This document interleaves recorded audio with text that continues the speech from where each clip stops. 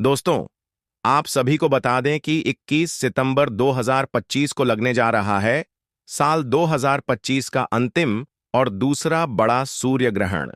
आप सभी को पता है कि 7 सितंबर 2025 को ही चंद्र ग्रहण भारत में देखने को मिला था और जिसका बहुत ही गहरा प्रभाव हम सभी की राशियों पर मानसिक रूप से, शारीरिक रूप से, हमारे व्यापार, नौकरी, हर एक क्षेत्र पर पड़ा था। और ऐसे में तुरंत 15 दिन के बाद ही फिर से एक सूर्य ग्रहण लगने जा रहा है, यानी कि पितृपक्ष के पहले दिन यानी कि 7 सितंबर को ग्रहण लगा और पितृपक्ष के अंतिम दिन यानी कि सर्वपितृ अमावस्या के दिन बड़ा सूर्य ग्रहण लगने जा रहा है। ग्रहण को ज्योतिष में शुभ नहीं माना जाता है। शास्त्रों के अनुसार सर्वपितृ अमावस्या पर नकारात्मक ऊर्जा बेहद सक्रिय रहती है और ऐसे में उस दिन सूर्य ग्रहण का संयोग होना हर मानव जाति बल्कि हर राशि पर इसका प्रभाव पड़ता ही पड़ता है। दोस्तों, वैज्ञानिक दृष्टि से देखें तो सूर्य ग्रहण एक खगोलीय घटना है। जब चंद्रमा सूर्य और पृथ्वी के बीच में आ जाता है तब सूर्य ग्रहण लगता है। आपको बताना चाहूंगा कि 21 सितंबर को सूर्य ग्रहण एक खंड ग्रास सूर्य ग्रहण होगा, यानी कि इसमें चंद्रमा सूर्य को केवल आंशिक रूप से ही ढक पाएगा। 21 सितंबर 2025 का दिन ज्योतिष और खगोल दोनों के दृष्टि से बहुत ही खास होगा। इस दौरान न्याय प्रदाता और कर्म फलदाता यानी कि शनि भी कन्या राशि में वक्रीय होंगे, जिससे राशियों पर भी बड़ा असर देखने को मिलेगा।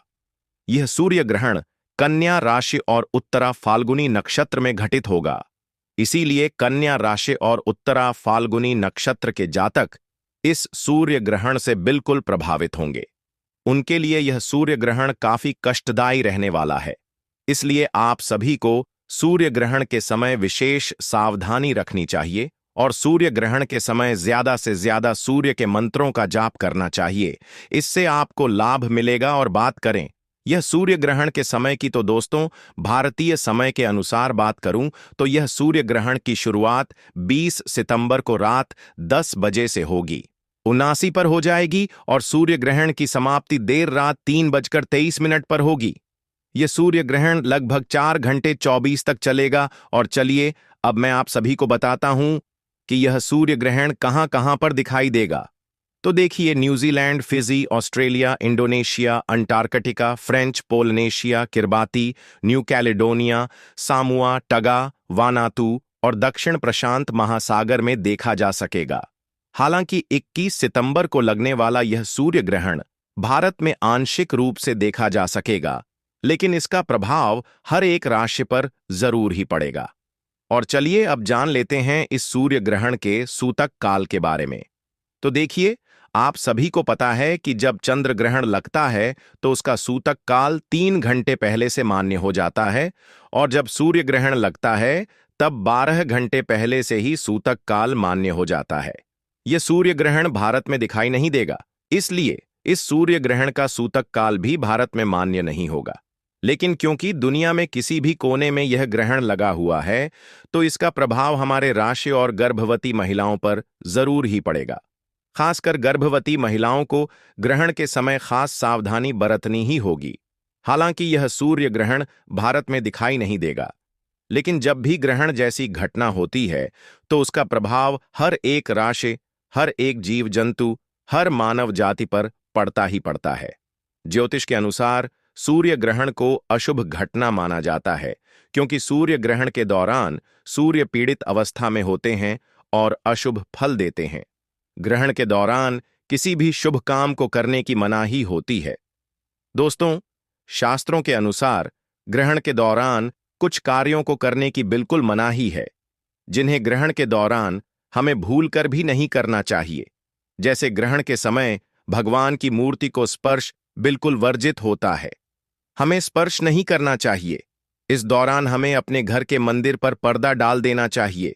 इसके अलावा ग्रहण के दौरान भोजन नहीं करना चाहिए, किंतु गर्भवती महिला, बच्चे, बूढ़े, रोगी अगर जरूरत महसूस हो या दवा, पानी आदि लेने की आवश्यकता हो तो वे ले सकते हैं। बस आप ग्रहण शुरू होने से पहले ही अपने खाने और पीने की चीजों में तुलसी का पत्ता अवश्य ही डाल लें। सूर्य ग्रहण के दौरान रसोई से जुड़ा कोई भी कार्य नहीं करना चाहिए। इस दौरान भोजन भी नहीं बनाना चाहिए और गैस भी नहीं जलानी चाहिए। ग्रहण के समय कपड़ा व बर्तन भी नहीं धोने चाहिए। दोस्तों, ग्रहण के समय झूठ, कपट और बुरे विचारों से परहेज करना चाहिए। आप सूर्य ग्रहण के समय मांस, मदिरा का सेवन बिल्कुल भी ना करें। सूर्य ग्रहण के दौरान काम, वासना से भी हमें दूर रहना चाहिए। इसके अलावा सूर्य ग्रहण होने पर कभी भी सुई से जुड़ा हुआ काम नहीं करना चाहिए। इससे ग्रहण का बुरा प्रभाव हमारे जीवन पर पड़ सकता है। गर्भवती महिलाएं ग्रहण के दौरान किसी भी तरह की सब्जी वगैरह न कांटे, न तो कांटे, न सिलेले, न बुने। कोई भी कार्य इस दौरान हमें नहीं करना चाहिए। ग्रहण के दौरान सिलना, बुनना, सिर में तेल लगाना, बाल बनाना, नाखून काटना, ब्रश करना आदि जैसे कार्यों को करना बिल्कुल ही वर्जित है, मनाही है। और इस ग्रहण के दौरान भूल कर भी यात्रा नहीं करनी चाहिए। इस समय हमें पेड़, पौधे, फूल, लकड़ी या पत्ते भी नहीं तोड़ने चाहिए और सूर्य ग्रहण के समय कोई भी शुभ या फिर नया कार्य नहीं करना चाहिए। ग्रहण के दौरान सोने की भूल भी ना करें, ऐसा करना उचित नहीं है। इस समय आप भगवान का ध्यान या मंत्र का जाप कर सकते हैं। धार्मिक मान्यताओं के अनुसार ग्रहण के दौरान घर से बाहर नहीं जाना चाहिए। इससे कार्य में बाधाएं आ सकती हैं। वहीं इस समय पर यात्रा करने से भी बचें, अन्यथा उसका शुभ फल नहीं मिलेगा और दुर्घटना होने के चांसेस ज्यादा होते हैं। ग्रहण के समय ज्यादा से ज्यादा गुरु मंत्र, इष्ट मंत्र या फिर भगवान का ध्यान या स्मरण करना चाहिए या किसी धार्मिक पुस्तक का पाठ करना चाहिए। आप सूर्य ग्रहण के दौरान सूर्य के मंत्रों का जाप जरूर करें। आपकी राशि पर किसी भी प्रकार का सूर्य का बुरा प्रभाव नहीं पड़ेगा। और चलिए अब जान लेते हैं कि ग्रहण के बाद में हमें क्या करना चाहिए। लेकिन उससे पहले आप सभी से निवेदन है कि सूर्यदेव के इस वीडियो को लाइक करके कमेंट सेक्शन में जय सूर्यदेव लिखने के साथ साथ ही आप मुझे यह बताएं कि आप हमारे वीडियो को कहां से देख रहे हैं और आपका नाम क्या है। साथ ही अगर आप अपनी राशि के अनुसार कोई उपाय जानना चाहते हैं सूर्य ग्रहण से जुड़ा हुआ, तो मुझे कमेंट सेक्शन में ही आप अपना नाम, डेट ऑफ बर्थ और स्थान जरूर लिखिए। राशि अनुरूप जो उपाय बनता पड़ेगा वह मैं आप सभी को कमेंट सेक्शन के माध्यम से रिप्लाई में ही बता दूंगी। तो चलिए अब जान लेते हैं कि सूर्य ग्रहण के तुरंत बाद ही हमें क्या क्या करना चाहिए। तो देखिए, आप सूर्य ग्रहण समाप्त होने के बाद गंगा जल डालकर स्नान करना बिल्कुल मत भूलिएगा। गंगा जल डालकर स्नान करने से, स्वच्छ वस्त्र धारण करने से हमारे शरीर पर जो ग्रहण की नकारात्मकता पड़ी है वह बिल्कुल ही दूर हो जाती है। इसके बाद किसी जरूरतमंद या ब्राह्मण को दान अवश्य करें, इससे आपके अच्छे परिणाम मिलेंगे। दोस्तों, 21 सितंबर को सूर्य ग्रहण बहुत सी राशियों के ऊपर शुभ फल भी देगा और कुछ राशियों पर इसका बुरा प्रभाव भी देखने को मिलेगा। कुछ राशियां बिल्कुल ही मालामाल होंगी। संकेत साफ रूप से देखे जा सकते हैं। पहली राशि जिसके ऊपर इसका गहरा प्रभाव पड़ेगा वह है मेष राशि। मेष राशि के जातकों के लिए ज्योतिष के अनुसार यह साल का दूसरा सूर्य ग्रहण मेष राशि वालों के लिए बहुत खास हो सकता है। इनके करियर और नौकरी में अच्छे परिणाम की मिलने की उम्मीदें हैं। आर्थिक स्थिति पहले से बिल्कुल बेहतर होगी। अविवाहित जातकों की विवाह के संबंध में बातचीत हो सकती है। शिक्षा के क्षेत्र में भी अच्छी सफलता देखने को मिलेगी। मेष राशि के जातकों का भाग्य अब पूरा साथ इनको मिलने वाला है। साथ ही भाई बहन का संयोग भी बनेगा, यानी कि मेष राशि के जितने भी भाई और बहन हैं उनमें सहयोग यानी कि एक दूसरे के लिए हेल्प की भावना जगेगी। और आप खुद नोटिस करके देखिएगा कि अगर आपका जो व्यापार अगर पहले ठप पड़ चुका था तो अब अपने आप ही चलता हुआ आपको नजर आएगा। चंद्र ग्रहण के दौरान भी मैंने आप सभी को बताया था कि 7 सितंबर को जो चंद्र ग्रहण लगा था उसमें भी मेष राशि के लिए बहुत ही शुभ परिणाम मिले थे। अगर आपने वह वीडियो नहीं देखी है तो इस वीडियो को देखने के बाद में आप 7 सितंबर की जो राशिफल हैं उन्हें भी जाकर देख सकते हैं। तो देखिए, मेष राशि वालों की बिल्कुल बल्ले बल्ले होने वाली है। आप सभी मिठाई बांटने के लिए बिल्कुल तैयार बैठे रहें। हर तरफ से आपको बेहद ही शुभ परिणाम मिलेंगे। आने वाले कुछ महीनों में आपको कोई बड़ी खुशखबरी भी मिल सकती है। अगली राशि की बात करूं तो कर्क राशि वालों के लिए साल का यह दूसरा सूर्य ग्रहण बहुत लाभकारी है। किसी नई संपत्ति खरीदने के योग्य हैं। जीवन में सुख शांति बनी रहेगी। अधूरे कार्यों में सफलता के योग्य हैं। पहले अगर किसी निवेश को किया हुआ था तो उसमें आपको लाभ मिलने के योग्य हैं। अगर आपने किसी को उधार दिया हुआ था और वह वापस नहीं लौटा रहा था तो इस ग्रहण काल के बाद में वह खुद आपको अपना जो पैसा है वह लौटा कर जाएगा। नौकरी की तलाश जो व्यक्ति कर रहे थे उनका इंतजार अब खत्म हो सकता है। इसके अलावा जो लोग नौकरी करते हैं उन्हें नौकरी में पदोन्नति यानी कि प्रमोशन मिल सकता है। साथ ही साथ वेतन वृद्धि के भी पूरे योग हैं।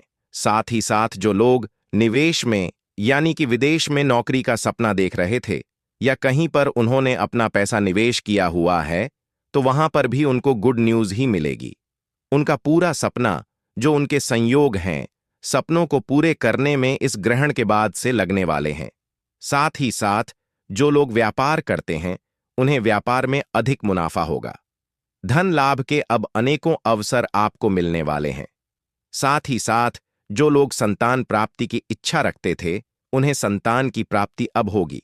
साथ ही साथ में उनके घर परिवार में खुशियों का माहौल रहेगा। प्रेम संबंध मजबूत होंगे और इसके अलावा आपके सभी कार्य सफलतापूर्ण हो जाएंगे और जो लोग नए वाहन की योजना बना रहे थे उनकी यह योजना अब अवश्य रूप से सफल होने वाली है। भगवान आपकी समस्त मनोकामनाओं को अब पूर्ण करने वाले हैं। अगली राशि बताने से पहले आप सभी से मेरा निवेदन है कि अगर आपने अभी तक वीडियो को लाइक नहीं किया है तो लाइक कर दीजिए।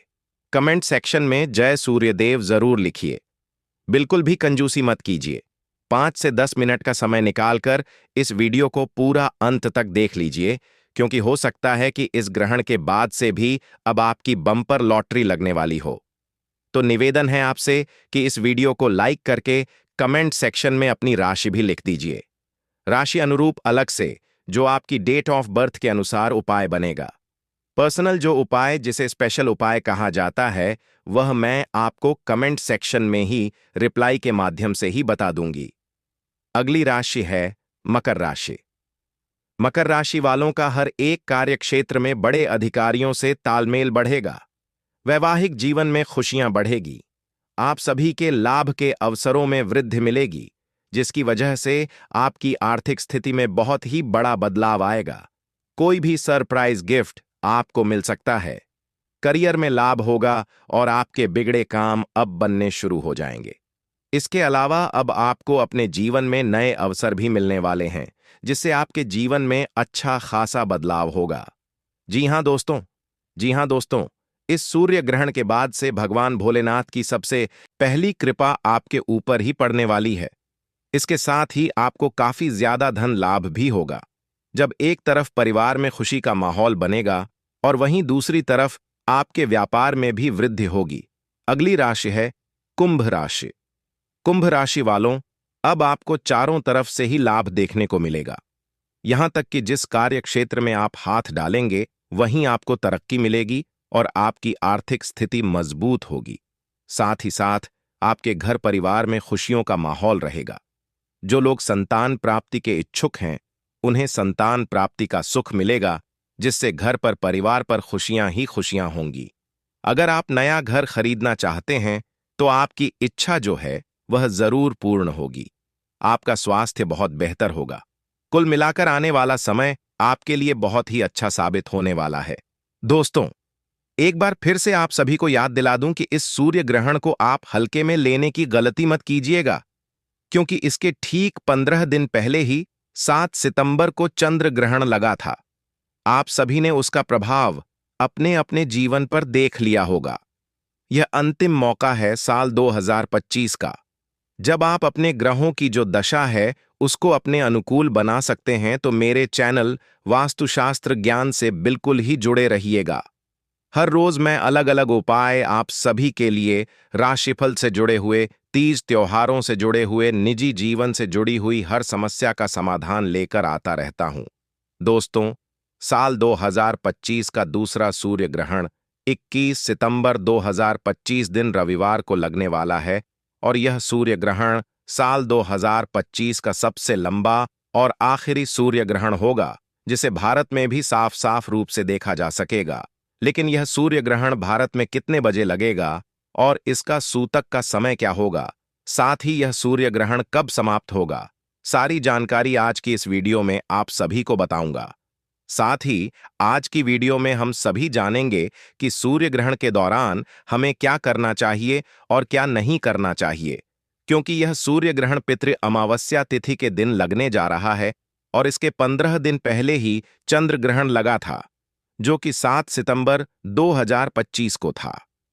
15 दिन के अंतराल में साल में पड़ने वाले दो बड़े ग्रहणों के बीच में हमारे जीवन पर इसका क्या प्रभाव पड़ेगा, इससे हमें कैसे बचना है, क्योंकि इसका प्रभाव से हमारी कुंडली ही नहीं बल्कि हमारी किस्मत पर भी इसका गहन प्रभाव पड़ने वाला है।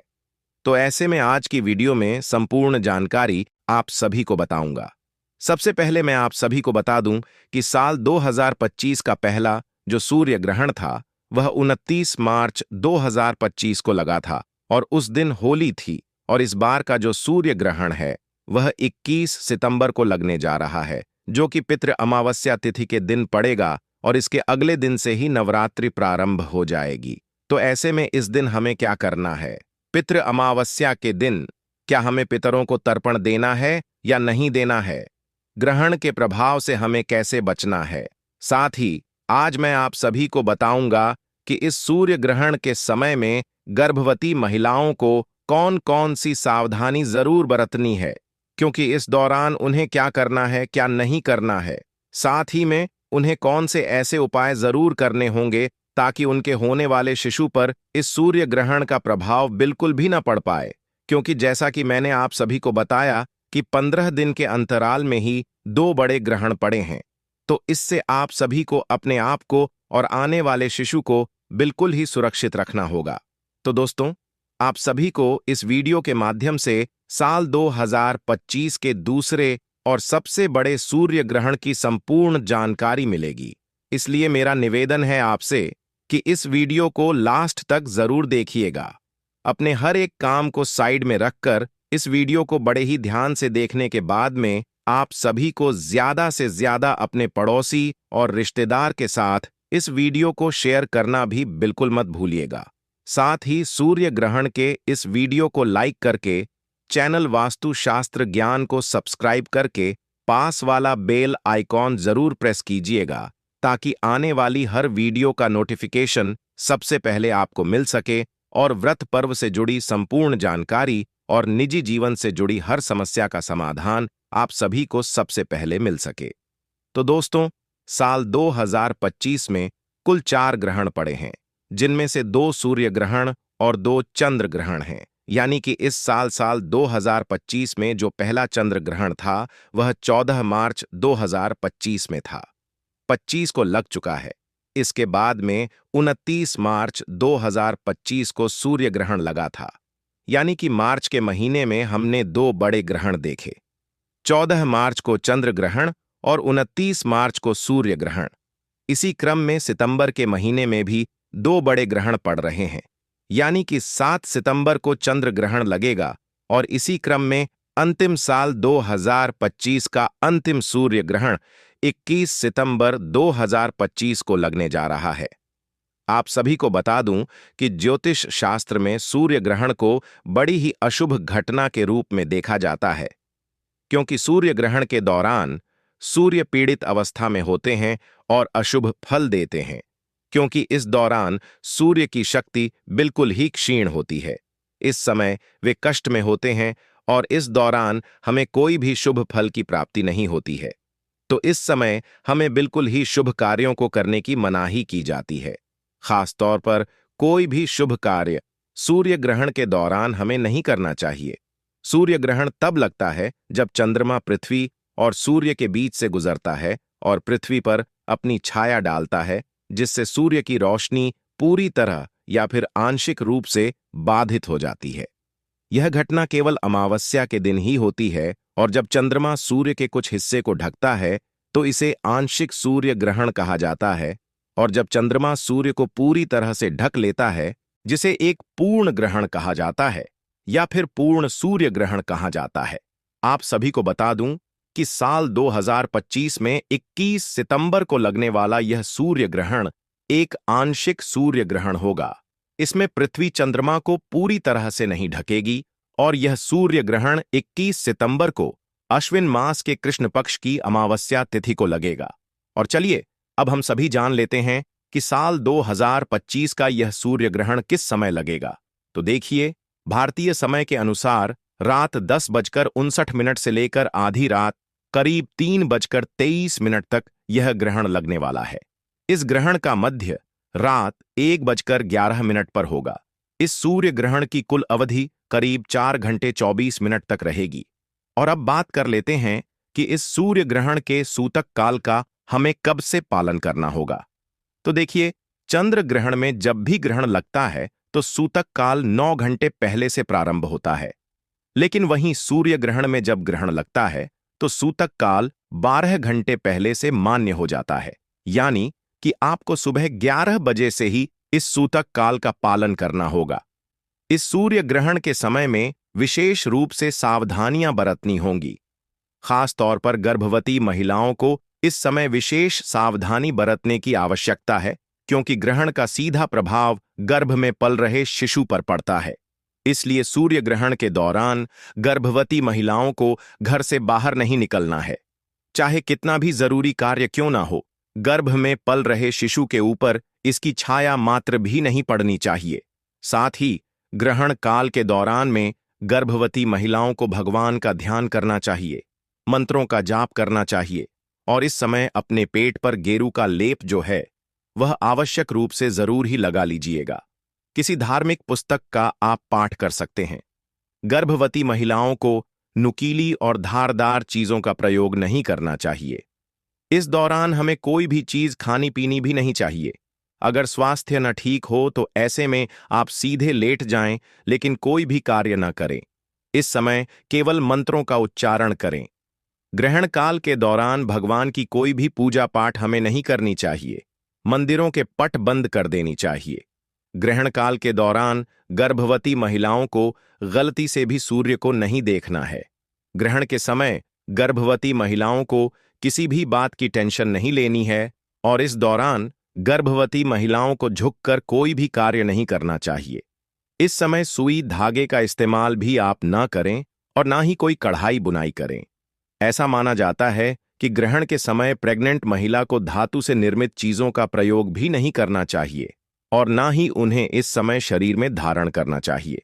संभव हो तो ग्रहण खत्म होने के बाद गर्भवती महिला को स्नान आवश्यक रूप से करना चाहिए और ग्रहण के दौरान अपने पेट पर गेरू का लेप आवश्यक रूप से लगा लें। ग्रहण के समाप्त होते ही आपको अपने ऊपर गंगा जल का छिड़काव भी अवश्य ही करना चाहिए और अपने कपड़े उतारकर बदल देने चाहिए। ग्रहण के दौरान गर्भवती महिला को खाने में छोंक और तड़का भी नहीं लगाना चाहिए। इसके अलावा आप सभी को बता दें कि ग्रहण काल के दौरान पति पत्नी को शारीरिक संबंध भी नहीं बनाने चाहिए। ऐसा करने से आपके घर की सुख शांति खराब हो सकती है। यदि आपकी कुंडली में कोई दोष है तो इस समय ग्रहण के दौरान आप घर से बाहर ना निकलें, खासकर जिनकी कुंडली में राहु केतु का प्रभाव ज्यादा हो। आपको बता दें कि ग्रहण के दौरान तेल मालिश भी हमें नहीं करवानी चाहिए।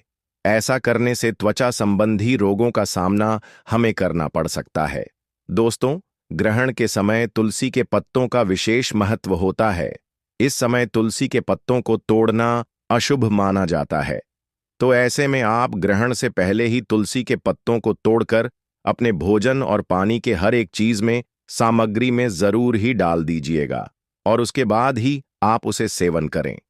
कोशिश करें कि ग्रहण में रखा हुआ खाने का आप प्रयोग न करें, उसे बाहर फेंक दें और अगर आप नहीं फेंक सकते तो ऐसे में तुलसी दल डाला हुआ या फिर कुशा डाला हुआ भोजन ही आप जो है ग्रहण समाप्त होने के पश्चात कर सकते हैं। जैसे ही ग्रहण समाप्त हो उसके तुरंत बाद ही आपको अपने घर की सफाई अच्छे से कर लेनी चाहिए। नमक का पोछा लगाना चाहिए। पूरे घर में गंगा जल का छिड़काव जरूर करना चाहिए, क्योंकि इस समय जो तांत्रिक शक्तियां होती हैं वह बहुत ज्यादा हावी होती हैं। इस दौरान हमें किसी भी प्रकार की यात्रा से भी बचना चाहिए। अगर जरूरी ना हो तो परिवार के किसी भी सदस्य को घर से बाहर नहीं जाना चाहिए। इसके अलावा आप सभी को बता दूं कि इस दौरान हमें कुछ खास बातों का जरूर ध्यान रखना चाहिए, क्योंकि सूर्य ग्रहण का नकारात्मक प्रभाव सभी लोगों के जीवन में देखने को मिलता ही मिलता है। ध्यान रखें कि सूर्य ग्रहण के दौरान में बालों में तेल नहीं लगाना चाहिए, भोजन नहीं करना चाहिए, पानी नहीं पीना चाहिए, सोना भी नहीं चाहिए। बाल बनवाना आदि अन्य सभी प्रकार के कार्यों को वर्जित माना जाता है। इस दौरान कपड़े धोना, बर्तन धोना, खाना बनाना या फिर ताला खोलना या फिर दंत मंजन करने की भी मनाही की जाती है। अगर आप बीमार हैं, बुजुर्ग हैं, बच्चे हैं या फिर गर्भवती महिला हैं, तो इस दौरान ग्रहण के समय कुछ भी खाने पीने की आवश्यकता हो तो आप ग्रहण के सूतक काल के पहले से ही खाने पीने की पूरी तैयारी कर लें और हर एक खाने पीने के सामान में तुलसी दल डालकर ही रखें। तुलसी दल या कुशा डालना बिल्कुल भी ना भूलें। यह डालकर ही आपको खाना पीना है। इससे आपको अन्न और जल का दोष नहीं लगता है और आप ग्रहण की नकारात्मकता से एकदम सुरक्षित बने रहेंगे। दोस्तों, इसके अलावा सूर्य ग्रहण के समय कोई भी शुभ कार्य भी नहीं करना चाहिए। आप सभी को बता दूं कि ग्रहण के दौरान पूजा भी निषेध मानी जाती है। इस दौरान आरती करना, पूजा पाठ करना बिल्कुल ही मना होता है। इस दौरान